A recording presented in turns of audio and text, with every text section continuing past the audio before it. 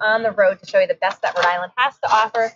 Speaking of the best that Rhode Island has to offer, Bob Whitcomb, thanks for joining me. I wouldn't go that far. In studio today here at Cafe Dolce Vita. I want to thank them for hosting us here. I'm the best that 125 Everett Avenue has to offer. That's about it. Well, we look forward to limited market.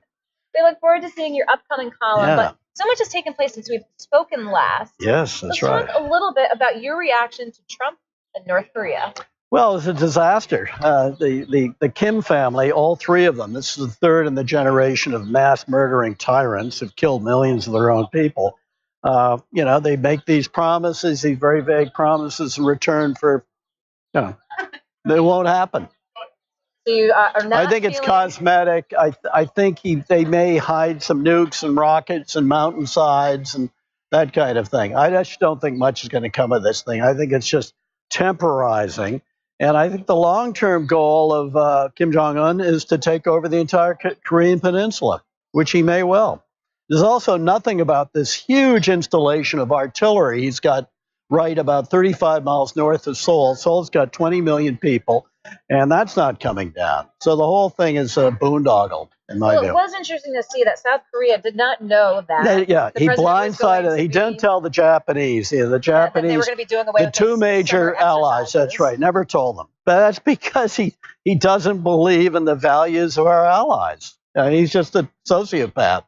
Frankly, it's not an ideological statement. As you know, it's been characterological. My problem with Trump has been he's a lying, cheating crook. It's just. So you've got no faith in what's going to transpire. None. Because he's been. Something could happen. It's kind of like the line where even Hitler built the Autobahn. That stuff.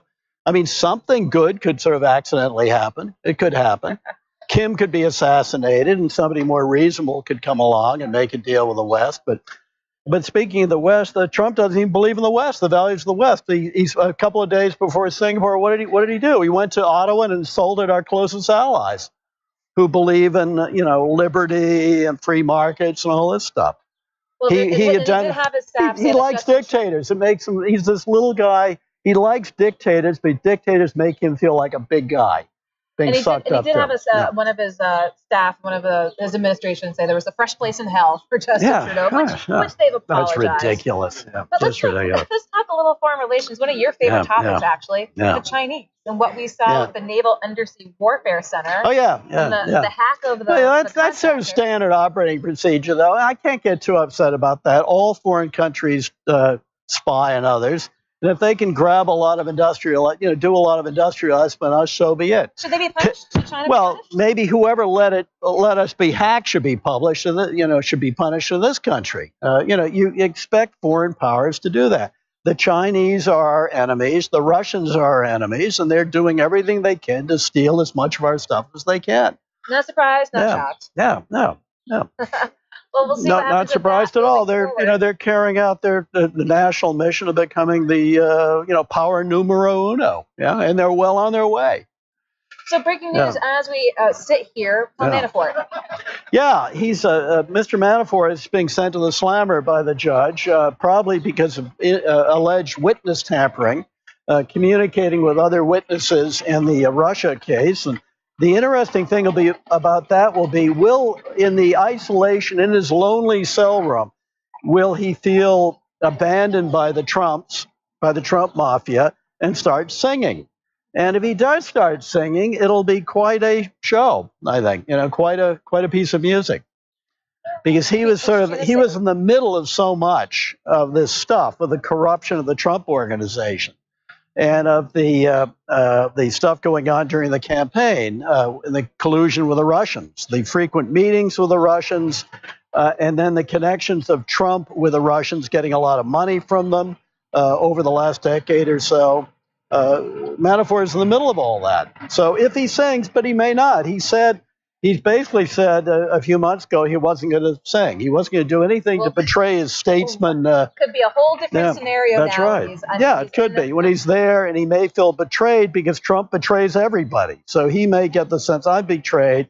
He may even have a smidgen of patriotism that this crook, that maybe it's not a good idea that this crook is president of the United States, even though Manafort's a flaming crook too. But there may be glimmers of American patriotism. Going to jail. Yeah, so we'll see what happens moving forward there. What can we expect from you on the writing front? Well, I write. Yeah, I got my cheat sheet. I'm writing about the credit, the mother of all credit bubbles, which were underway now. Household debt is surging. Corporate debt is surging to incredible heights. Companies are borrowing a lot of money to buy back stock, to boost the stock price, which makes the people in the C-suite, the CEO and the CFO, richer. And I think the whole thing is going to pop probably maybe as early as next year, more likely in 2020. Now, how's it going to impact? So it's going to be like, I think we're basically the equivalent of 2006 now. We're getting a lot of chatter about that. If we could be heading towards a recession. What else we got on the cheat sheet here? Well, we have something about pollution in the Westport River. Rhode Island Public Radio and the, what do they call it? The New England News Collaborative have very nice people about the salt marsh islands, the Westport River falling apart. And they talk about nitrogen pollution. They talk about rising sea level. One thing they didn't talk about was the Ocotit Club, which is a very exclusive golf and tennis club on the Westport River, from whose verdant shores, lots of pollution falls into the Westport River. And I think the reason they talk, well, I don't think they talked about it because I think a lot of people, like in the Westport River, whatever they call it, Preservation Society, is that they're members of the Ocotit Club. And so it's, from a kind of social life standpoint, it's difficult to complain. So you're keeping an eye on that. Well, the Ocotit River. Sounds like it's going to be a good read. Bob, I appreciate your coming up here nice to the see Hill you. on this special occasion here for Live on the Road. Bob Whitcomb. And don't get hit by that credit bubble pop. Okay, we'll try not to. Bye-bye.